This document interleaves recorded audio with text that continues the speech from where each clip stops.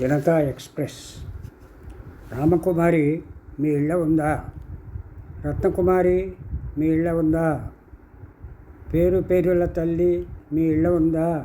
పెద్దప్ప దొరసాని మీ ఇళ్ళ ఉందా అంటూ ఇంటింటా తొంగి చూస్తూ ఇల్లాలను అడగసాగింది నరసమ్మ. మా ఇళ్ళ లేదమ్మా, మా ఇళ్ళ లేదు అన్నారు ఇల్లాళ్ళంతా అలవాటు ప్రకారం. ఇల్లిల్లు తిరిగేటి పిల్లల్ల కోడి అల్లదుగ చూడవే తెల్లవారేను, మేలుకో మేలుకో ఓ సుందరమ్మ, మేలుకోవే ఇంక బంగారు బొమ్మ అన్నాడు అప్పుడే నిద్ర మేలుకుంటున్న చక్రవర్తి. చక్రవర్తి కవిత్వం చెబుతాడంటే సుందరమ్మకు చాలా భయం. చటుక్కున నిద్ర లేచి శ్రీరామ చుట్టుకుని కుంపటి రాజేసి కాఫీ పొడి కోసం పొరుగింటికి అప్పుకి బయలుదేరింది. పొరుగింటి పిన్ని గారు ఎదురింటి జానకమ్మ దగ్గర వాళ్ళ నాగపూరు కప్పుడు పంచదార అప్పు పట్టుకొచ్చింది. జానకమ్మ పంతులమ్మ. సుందరమ్మ భర్త పనిచేసే బడిలోనే ఉద్యోగం. అందుకని సుందరమ్మ సాధారణంగా అక్కడ అప్పు అడగదు. ఆ మాటకు వస్తే సుందరమ్మ పక్కింటి పిన్నిగారిని తప్ప ఇంకెవరిని అప్పు అడగదు. ఇద్దరివి ఖరీదైన కోరికలు కాబట్టి నెయ్యానికి కయ్యానికి ఆవిడే తగును. తాత్కాలికంగా వచ్చిన కొన్ని ఇబ్బందుల వల్ల ఇంతకన్నా పెద్ద ఇల్లు దొరకక తను పక్కింటి పిన్నిగారు ఈ మధ్యతరగతి వాళ్ళ కాలనీలో వనవాసం చేస్తున్నారు. తనకి సరికొత్త జగ్వారు కారు కొనాలని అభిలాష. పిన్నిగారికి ఒక మేడ ప్రస్తుతానికి కొనాలని ఉంది. తాపీగా ఒకటి కట్టించుకోవాలని సంకల్పం. అందులో టెలిఫోను, రేడియో, బుచ్చకుక్క అవి ఉంటాయి.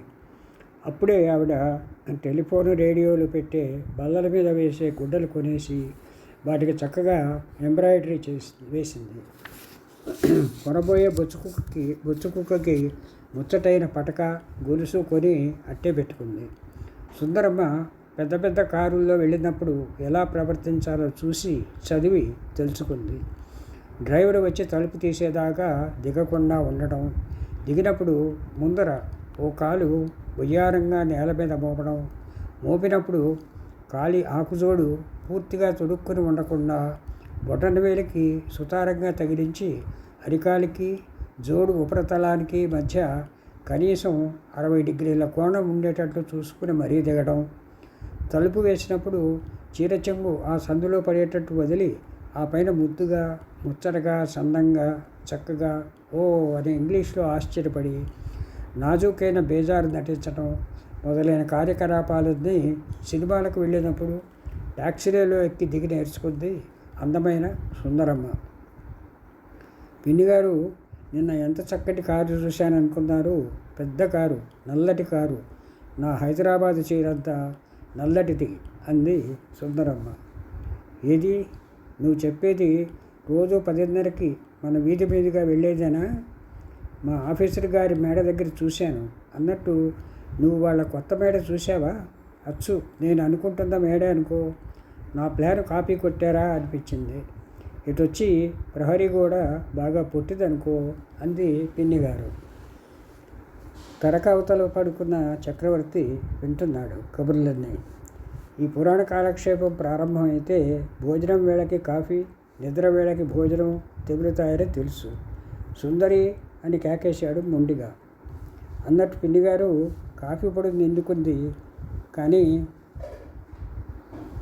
ఆటే లేదనుకుంటానమ్మా అంది పిన్నిగారు మొహం ముడుచుకోవడానికి ఉపక్రమిస్తూ. సుందరమ్మ నాలిక కరుచుకుంది చేసిన పొరపాటుకు. ఎంతో వద్దు ఈ పూటకే, మీ నాగపూరు కప్పుడు చాలు అంది. మేడ కొనేసినంత పని అయింది పిన్నిగారి ప్రాణానికి. దానికేం భాగ్యం, మహారాజులా పట్టుకెళ్ళు అంది ఆదరంతో. సుందరమ్మ వెళ్ళగానే నరసమ్మ గారు వచ్చి పిన్నిగారిని పలకరించింది. మా చిన్న పిల్లగిన మీ ఇంట్లో ఆడుకుంటుందా వదినా అంది ఆప్యాయంగా. లేదండి అంది పిన్నిగారు కాస్త ముభావంగా. ఏమోనమ్మా, అస్తమాను అత్త అంటూ ఇదవుతూ ఉంటుంది. మీ ఇల్లు కాస్త విశాలం కదూ, దాని ప్రాణానికి హాయిగా ఉంటుంది అంది నరసమ్మ గారు. ఏమిల్లు లేస్తురు వదినా, మాకు మహా ఇరకాటంగా ఉంది. పెద్ద కొంప కోసం దేవుళ్ళాడుతున్న కొద్దీ దూరం అయిపోతుంది. అవుగానే వదిన, మీ ఇంట ఒక అర్ధసేరు బియ్యం ఉంటే ఇద్దరు ఆనక పంపించేస్తాను.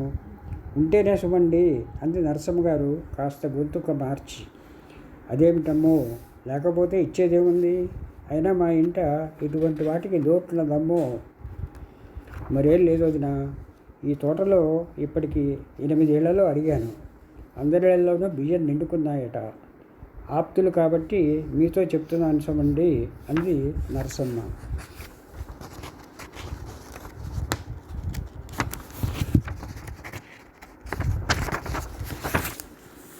ఓన్లే, ఎవరి పాపం వాళ్ళదే.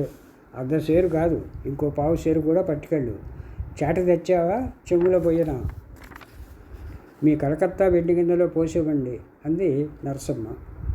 బియ్యంతో పాటు కాసిన వంకాయలు, ఓ గుమ్మడి బద్ద కూడా ఇచ్చి పంపింది పిన్నిగారు.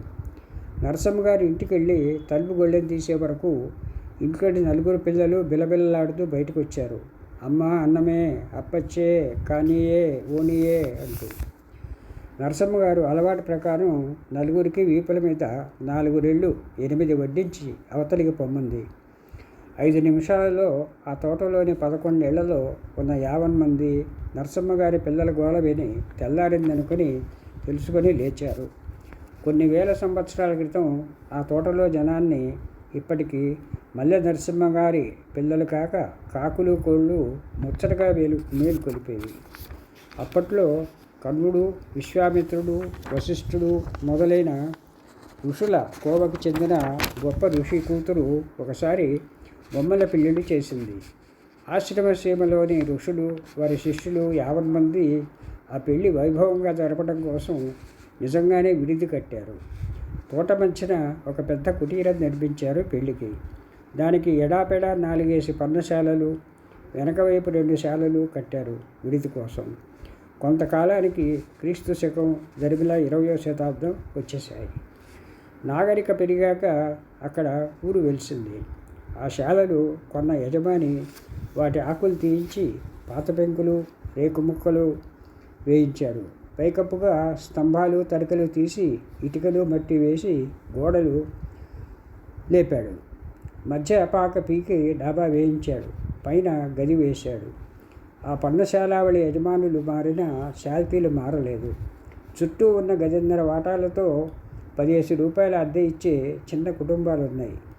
మధ్య ఇల్లు 2 భాగాలు. ఒక వాటాలో పెద్ద మనిషి గారు, ఆయన కుటుంబం ఉన్నారు.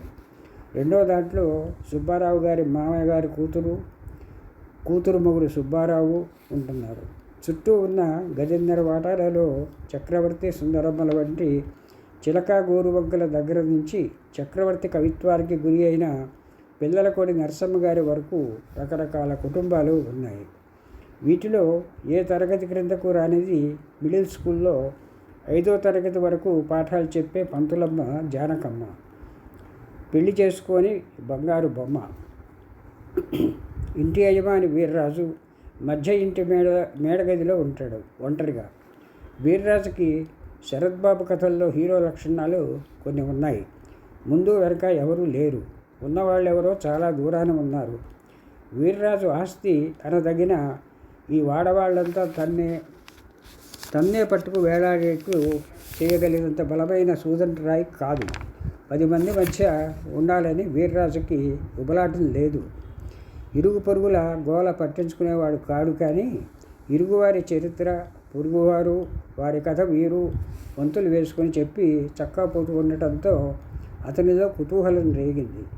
మేడ మీద గదిలో కూర్చుని ఓడలో కప్తానులా చుట్టూ 1.5 వాటాల వారు పడే అవస్థలు, కీచులాటలు, దోబూచులాటలు సావకాశంగా చూస్తూ ఉండేవాడు. అతడు జాలి పడేవాడు అనటానికి నిదర్శనం అద్దెల బకాయిలు. ఒక్కొక్కసారి చిరాకేసేది. చేతిలో డబ్బు బొత్తిగా ఇదైపోయినప్పుడు, తనకు బాకీ ఉన్నవాళ్ళు కులాసాగా సినిమాకి వెళ్తున్నప్పుడు ఒళ్ళు మండిపోయేది. ఒక ఆదివారం సాయంత్రం క్రింద బాటాలో సుబ్బారావు షికారికి వెళ్తుంటే పిలిచాడు. ఏమండి, మరోలా అనుకోకండి, ఈ నెలైనా కాస్త అద్దె ఇచ్చేస్తే అన్నాడు మెల్లిగా. సుబ్బారావు తెల్లబోయాడు.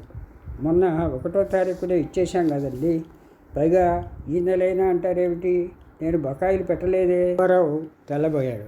మొన్న 1వ తారీఖునే ఇచ్చేసాం కదండి, పైగా ఈ నెలైనా అంటారేమిటి?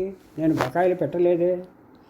5 నెలలు అయిందండి, మీ వాటా అద్దె నాకు అంది అని అన్నాడు వీర్రాజు. మీరు పొరపాటు పడుతున్నారు. జీతం వచ్చిన మర్నాడే మీకు అద్దె పంపిస్తున్నాను. నాకు మాత్రం అందటం లేదండి. వీర్రాజు తిక్క జవాబు విని సుబ్బారావు మండిపడ్డాడు. ఉండండి, అదేదో ఇప్పుడే తేల్చేస్తా అన్నట్టు చరచర ఇంట్లోకి వెళ్ళాడు. భార్యని గదబాయించి అడిగాడు. ఇవ్వకేం, ఏ నెలకు ఆ నెల నిక్షేపంలో ఇస్తున్నాం, అదేం పోయే కాలం అందామె. ఆ ముక్క అతనితో చెప్పు అన్నాడు సుబ్బారావు. బాగుందండి, చెత్తంత మొగాడు ఎదుటిన పడి పోట్లాడమంటారా? మీ మాట నమ్మకపోతే కాస్త ఆగమనండి, మా నాన్న వచ్చాక కనుక్కోమందాం. ఆయన ఇస్తున్నారు అద్దె, పట్టుకెళ్ళి అంది. అద్దె ఇస్తున్నది మామగారు అని వినగానే సుబ్బారావు ధీమా సడలింది, కోపం చల్లారింది. సుబ్బారావు గారి మామగారు షైరుకి వెళ్ళాడు. బాగా చీకటి పడ్డాక ఆయన రాచకార్యాలు చక్కపెట్టుకుని వస్తాడు. సుబ్బారావుకి వీర్రాజు దగ్గరికి వెళ్ళి ఏం చెప్పాలో తోచలేదు. మొహం దిగాలు పడింది. రాను రాను అనుమానం ఎక్కువైంది. కిటికీలోంచి బయటకు చూశాడు. ఎదుటి 4 వాటాలలో 3 వాటాల వాళ్ళు వసారాలో బార్లు తీరి చూస్తూ వింటూ నిల్చున్నారు. గారడీ వాడి ప్రేక్షకుల వల్లే. జానకి మాత్రం లోపల వంట చేసుకుంటూ కూర్చుంది. సుబ్బారావు చేదరించుకుంటూ వీర్రాజు దగ్గరికి వెళ్ళాడు. అయ్యా, రాత్రి మాట్లాడదాం అనేసి విసవిస నడిచి వెళ్ళిపోయాడు. సశేషం. మిగతా భాగం రేపు.